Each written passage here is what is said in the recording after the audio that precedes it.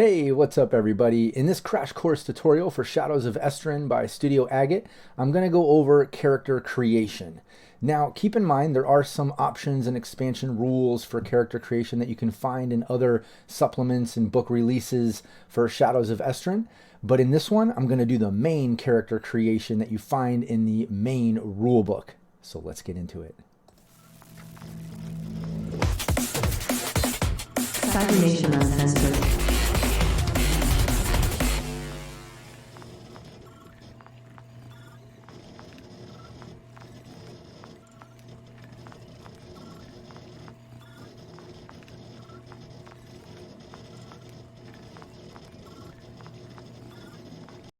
All right, let's get into it. The first thing that you do in character creation is figure out your ethnicity. Now, this isn't going to affect anything that has to do with your skills, your domains and disciplines, or your ways, your main stats or anything like that.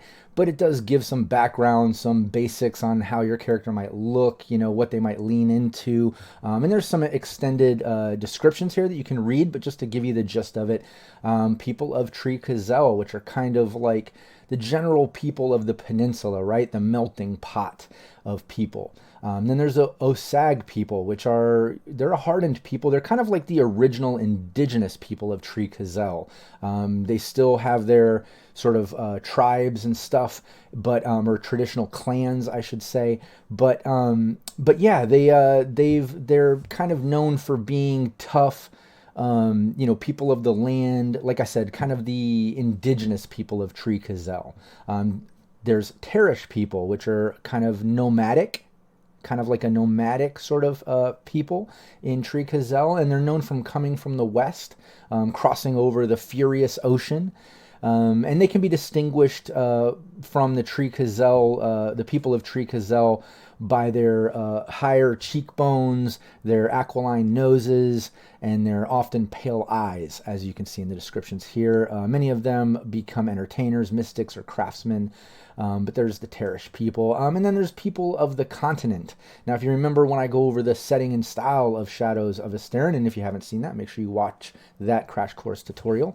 But in that, I go over, the land, the lay of the land, the peninsula and all that, and how there's this continent that the peninsula comes from, kind of separated by this big mountain wall, basically a rock wall sort of ledge that separates that from the rest of the civilization, which is why the peninsula is so awesome. It's kind of its own little world, But there's people from the continent that traveled over in balloons and aircraft that have kind of come into the top sort of part of the peninsula. And I'm doing a separate deep dive on the land. Make sure you watch that so you can get into the kingdoms and the land and all the details of that, the dukedoms, all that sort of stuff. But just for the gist of this ethnicity conversation, the people are from the continent, pretty much came from that northern side continent over the rock wall, the big mountainous sort of plateau deal. And they ended up in Rays, or Rage, however you want to pronounce that, kind of the top part, mostly magientists and people of science and technology, being that they're from the continent, which is a bit more modernized or evolved than the peninsula, which again is very isolated from the rest because of that rock wall and the furious ocean. But there's the ethnicities. You basically pick that based on, kind of the background that interests you the most for narrative purposes and role play purposes. But again, it doesn't really affect stats and things like that. The next thing that you get into is your profession. Choosing a profession directly gives you a level of 5 in a skill domain, your primary domain, and a 3 in another, which is called the secondary domain. The player will tick the corresponding number of boxes for each corresponding domain on the character sheet throughout the creation process. The level in some domains can increase beyond 5, making it possible to learn disciplines. But there will have to be an allotted, but these will have to be allotted to the primary and secondary domains defined by the chosen profession. So keep that in mind during character creation. You are a bit limited if you do increase beyond the 5 points to end up into disciplines. It has to be within that primary or secondary domain that is determined by your profession. And I go over, what domains and disciplines are in the resolution video where I go over the core mechanics of Shadows of Esteren. So watch that to get the details on that. But ultimately, in this section, you're going to have a list of professions, and each one has like their own description about it. And then you're going to have your primary and secondary domains listed there. Some of them even have some options that you can choose from for primary or secondary domains. But yeah, there's some really awesome choices there. Some really unique ones too, just specifically unique to Shadows of Esteren, like a Magientist or a Demorthin. So check that out. Also, Varigals are pretty interesting, kind of like nomads and stuff. But yeah, you're basically going to check your profession there and get your primary and secondary domains. The next thing that you decide is your birthplace. Now, this does kind of start leading into some domain stats and information like that. And you're going to find that along the course of character creation, you're going to have moments where like it says, put a plus in this domain, or you can use some points here. So you will start adjusting domains, maybe getting into disciplines, depending on if you pass that 5-point mark and get into 6+. But a majority of that is going to come later on when you get into your advantages and disadvantages, and you can purchase domain points or discipline points, but I'll get into that in a moment. That's actually one of my favorite parts of character creation. But in birthplace, you're going to pretty much decide if you want to be, if you grew up your first handful of years or whatever in a rural place or in the city. And then each one of these kind of comes with its own bonus, whether it's you get a plus, you automatically get a level 1 in natural environment or in relation if you're from rural or city backgrounds. The other thing too is everyone gets a +1 in close combat, because in Tree Kazel, each inhabitant, man or woman, has the duty to contribute to the defense of the community and is given basic training in fighting. So keep that in mind too. The next thing that you decide is social class. And what I love about all these too, if you haven't noticed, is so far you're not really rolling dice to figure out what you're doing. You're creating this character based on what you want to play, role play, and be immersed in. I love that. So social class right here, you're basically going to decide, are you a commoner, a noble, or do you belong to the clergy? And yeah, you just got to keep some logic in this. I'll read this right here, that there are a few members of high nobility in the farthest remote valleys of Tel Keir, and there are not a lot of farmers in the middle of Ostabai. In the game terms, choosing the origin will give points in some skills, so keep that in mind too. It kind of goes into commoner, noble, or clergy, and where you might get points and things. It explains that, but have it make sense to your character and the story, just like it kind of explains there. The next thing, let's get into domains and disciplines. Before I kind of explain the points and things like that, I want to reiterate what domains and disciplines are. I think this artwork here from the book is awesome in explaining it. I go over this in the core mechanics sort of resolution check video, but you can see here, basically you have your skills, which are your domain. They're called a domain, like craft and feats. And then you have disciplines. When you increase these skills or domains from 1 to 5, beyond 5, 6 through 15, they become a discipline, a bit more specific in training, right? So like your domain might be craft, but once you get specific, 6 to 15 points, you have a discipline like maybe in jewelry or smithing. If your domain is in feats, maybe a discipline might be running or climbing, that you can see right here as examples. But yeah, let's get into domains and disciplines. During the creation of your character, ratings in some domains will surpass 5, making it possible to obtain disciplines, like I just explained, 6 to 15.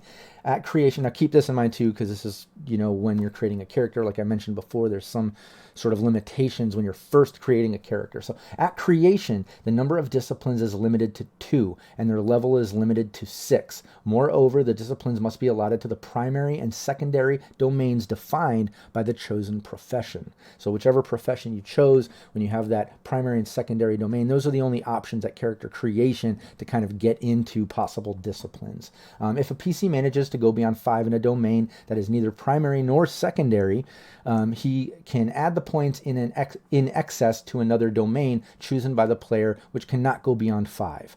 The same goes if a PC obtains a new level that should have made him go beyond the maximum level at creation in a discipline. So just keep that in mind during character creation. After that, absolutely, you can be spending experience points and earning, in any domain and such. But this is just basically for character creation. All right, the next thing that you're going to get into is your ways. Ways are kind of like your main stats. You have 5 of them here: combativeness, creativity, empathy, reason, conviction. They kind of all speak for themselves, but they have a little explanation here on what each one can be and how you should kind of use it in gameplay. Now, you're going to rank these 1 through 5. Okay, so you're going to take 1, 2, 3, 4, 5, and you're going to place them literally 1, 2, 3, 4, 5 in whatever order in these 5 main ways. Your number 4 and 5 rating is considered your major rating or your major way. And then the lowest one, rating a 1 or 2, is considered your minor rating or your minor way. And then whichever one is 3 is, just your neutral or, average way. So just keep in mind you do have your major and your minor options, because that's going to come into play later when we get into some other things. So I'll explain that when we get there. It'll make sense. But that's ultimately your ways. You want to place those depending on where you want your strengths and weaknesses to lie, based on how you're going to play the character. The next thing up is age and experience. I love this part of character creation. This is probably my second most favorite part of character creation. I'll tell you my first most favorite when we get there. But ultimately, you pick an age of your character, and you see here they kind of come with skill bonuses or setbacks. So, if you're 16 to 20 years old, you have no skill bonuses and no setbacks.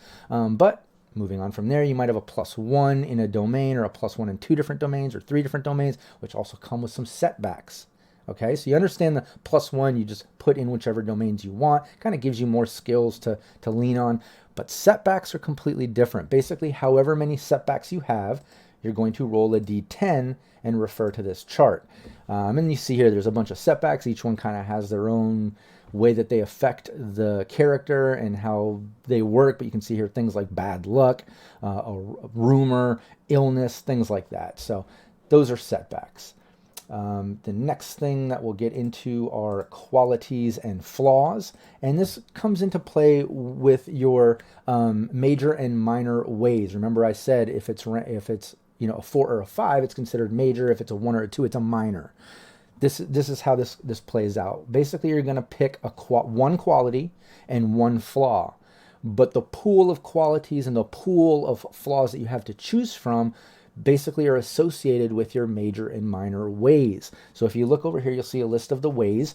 Let's say your major way is combativeness, and your minor way or your major ways is combativeness and creativity, and your minor ways is empathy and reason. Basically, you would be able to choose one quality from any of the major ratings or minor ratings from either your major or minor ways, and you can pick one flaw from the pools here listed under your minor or major ways just the same. So it works just the same whether it's your major or minor, but those are the pools of qualities and flaws you can pull from, and you just choose one. And again, you're not rolling dice, you're just looking through these. There's a bunch of definitions and information about them. Just make a decision so your character further comes to life and you can role play it to the best of your ability. All right, the next thing up is sanity. Now, I do want to mention here that I have a completely separate crash course tutorial on sanity. Make sure you watch that. I really dive into the details of how sanity works, and just the fact that this is optional. You want to do this, with experienced players and game leaders and mature players and game leaders, because this does lean on some iffy subjects, you know what I mean? Some things that sometimes might fall on a line or veil, and you just basically want to kind of figure that out before you dive into this aspect. So again, watch that crash course I do on sanity. But ultimately, you're going to come up with there's three things to do here. You're going to come up with a couple stats. One is your consciousness. The next one is your instinct. I'm going to explain here whether it's your way of reason plus way of conviction, or your way of combativeness plus your way of creativity. So you come up with those stats. Everyone starts out with 0 trauma, with the exception of then you find your orientation of personality, which subtracts your consciousness and instinct and finds that difference. And that difference is how many permanent trauma points you're going to mark off on your sanity chart. So there's a whole sanity chart that you're tracking throughout game. The game leader pretty much tracks, and then once you go through therapy and things, the player gets a little insight to where they're at on that chart and stuff. And again, I go over those details in that sanity crash course. But ultimately, when you start off, you might start off with some permanent trauma points, and that's how you calculate that. And then that also gives you your instinct and consciousness statistics, which you're going to need as well. Also, it lays out mental resistance, which plays into your sanity chart. When you do mental resistance checks, that's what it's all about, to see how much you can kind of withstand these traumatic moments, and if you end up taking trauma. But that's basically your way of conviction +5. You'll see right there, it lays it out, gives some examples. And yeah, basically check that out and read it all, because the other part of it is picking out a disorder. And that sort of disorder is, again, something that you choose based on how you want to play your character. You can also just choose a generic phobia. It doesn't have to like lean into a particular ways or direction that the character's going or based on stats, but absolutely you can do that as well. So check out that sanity crash course tutorial to get a little more insight on this sort of stuff, and then dive into the rule book and check out the details of those disorders and exactly how that plays into it before you make that decision. The next thing up is experience, advantages, and disadvantages. Now, this is my number one favorite part of character creation. Everyone pretty much starts out with 100 experience points that you're going to use to either increase domains or disciplines. You can see that you can spend them in that such way. Don't forget about the limitations on first-time character creation like we talked about before. But then you're also going to go through and pick out advantages. And this is where you really kind of develop your character, what they're good and bad at. And it's just, it's awesome, because there's also disadvantages which give you points back. So you can get out of disadvantages a max of 80 points. Okay, keep that in mind. You start off with 100 experience points to spend, but you can also get 80 more points by taking on some disadvantages. You don't have to take on 80 points worth of disadvantages, but that's where you can max it out at. But yeah, check all that out. Like I said, this is my favorite part of character creation, just because the advantages and disadvantages are really interesting. Like whether you're born in a wealthy family and you have more money, or maybe you're an attractive person, you can charm people more, or there's just so many different options there. Check it out. It's, again, my favorite part of character creation, because it's where you really bring the character to life and get some details.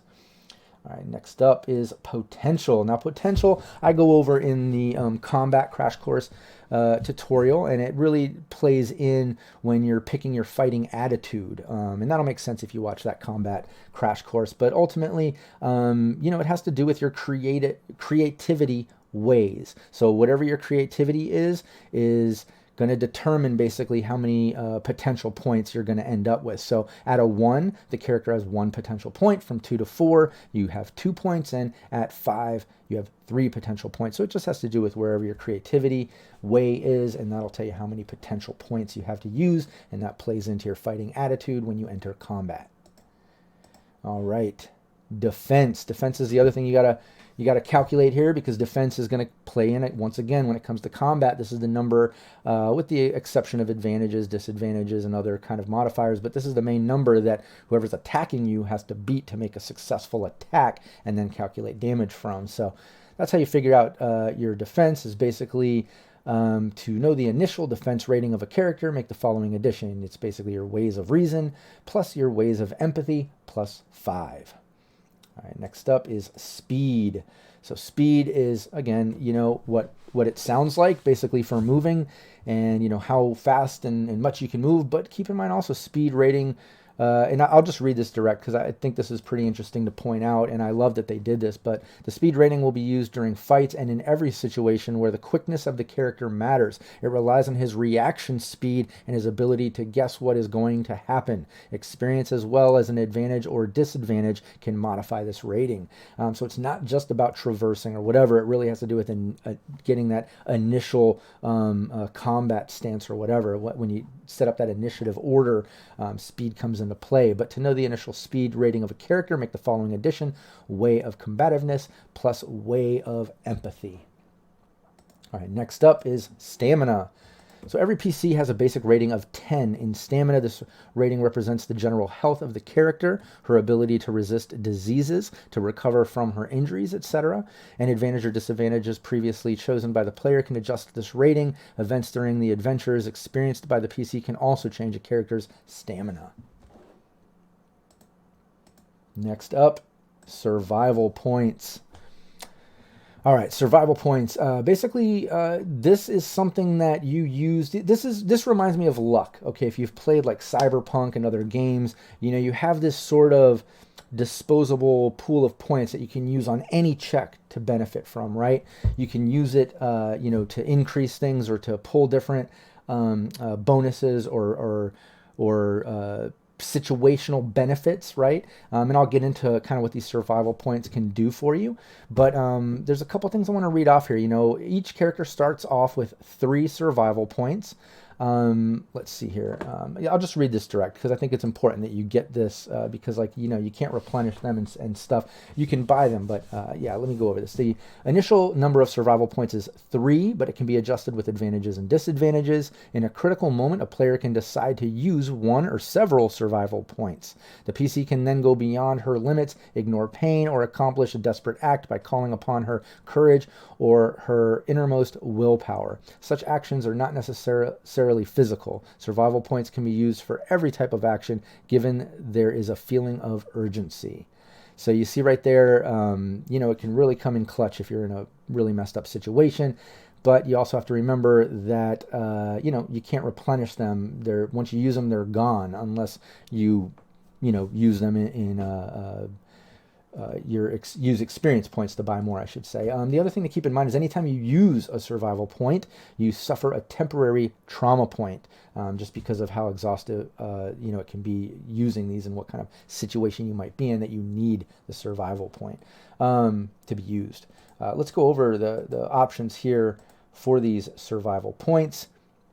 You can see here, roll die again. By using a survival point, the player can make a failed resolution roll again. Keep in mind that when you do that, though, you have to go with that second roll. So if you're going to do it, you're committing. Even if the second roll is worse than the first one, that's what you have to go with. The other thing is ignoring pain. During a round, a survival point makes it possible to avoid penalties from bad health condition. As you saw in that combat crash course tutorial, as you rank up 5 points and you get up to the different sections of health, you end up getting these numbers, penalties basically to all your checks. Well, in this case, you could use a survival point and negate any type of penalties that you're taking based on your health condition. And also here it says if your PC is in a state of agony, which is basically knocking on death's door, but still alive, he can use 2 survival points to empty this box, which brings him in a critical condition and remain standing during the first round. He also has the ignore pain bonus, which negates all wound-related penalties. Take note that survival points are of no use if the PC is deceased and will not allow him to escape death. Survival points. Very, very awesome little side thing that you have in your back pocket to kind of pull out when you really, really need to get out of a bad situation. But, use them sparingly. They don't just automatically come back. You got to spend experience points to get them back if that's the case. Just use them wisely. Next up is Rindas and Exaltation. Rindas is the vital energy. And again, I know it looks like it says Rindath or Rindoth, but Rindas.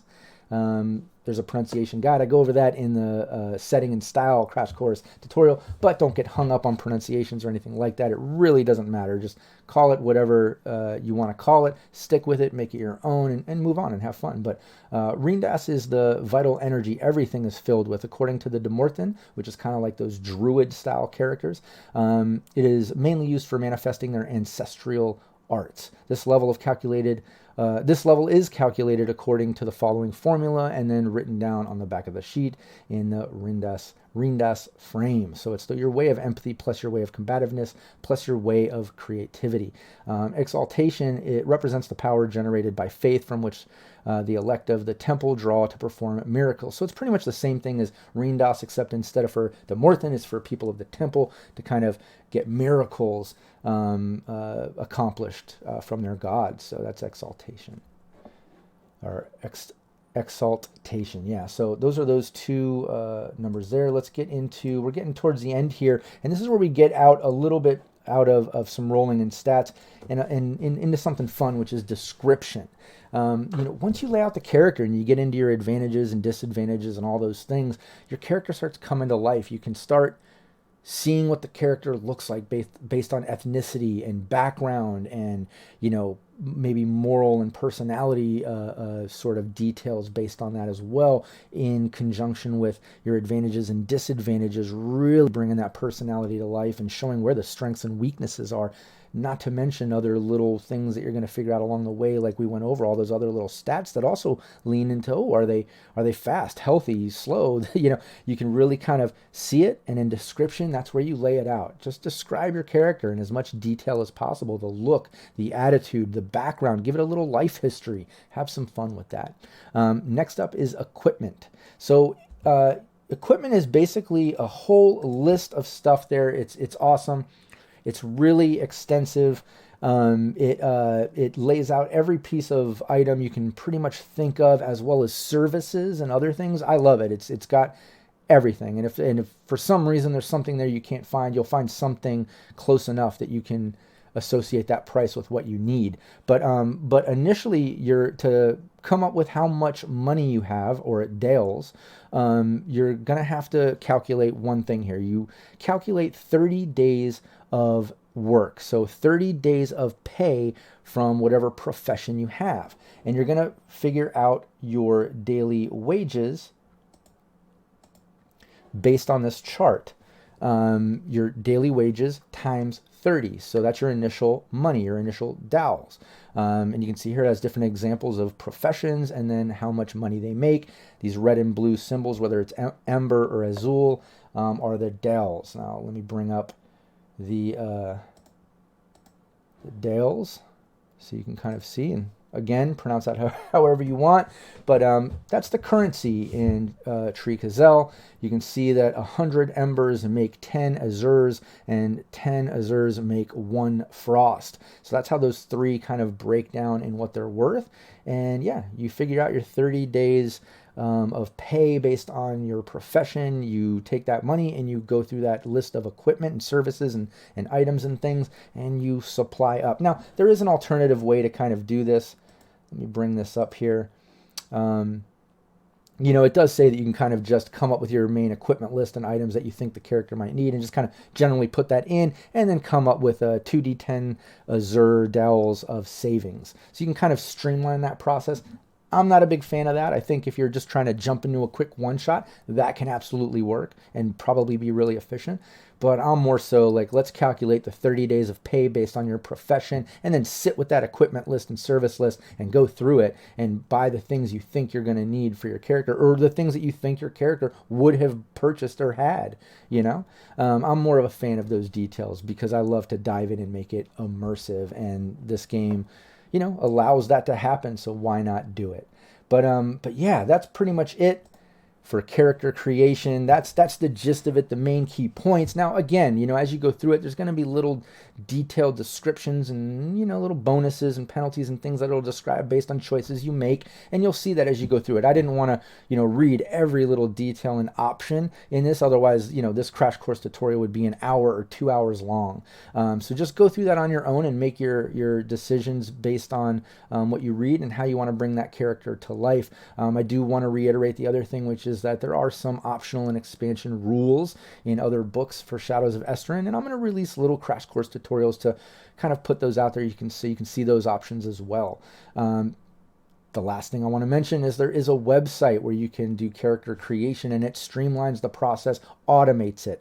Last I checked, it had everything in it from the main book as well as some of the expansion rules and stuff, and it was still functional. I'll put that link in the description. However, keep in mind, by the time you watch this video, I don't know if that website will still be active or functional or good or what. Let me know in the comments if that's the case so I can remove it from the description. But yeah, that's there too. I think that's awesome if you want to streamline it and automate it. But again, I'm a fan of walking through the process, using the book, really thinking about it, instead of just automating it, but truly understanding what makes up the individual stats so you can make a better educated decision on your character to, again, make it really come to life and be as awesome as it needs to be.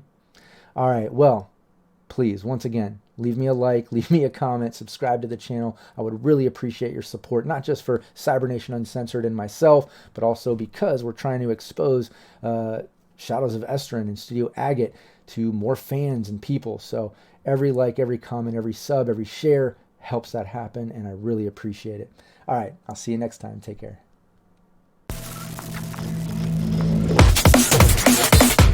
Cybernation Uncensored.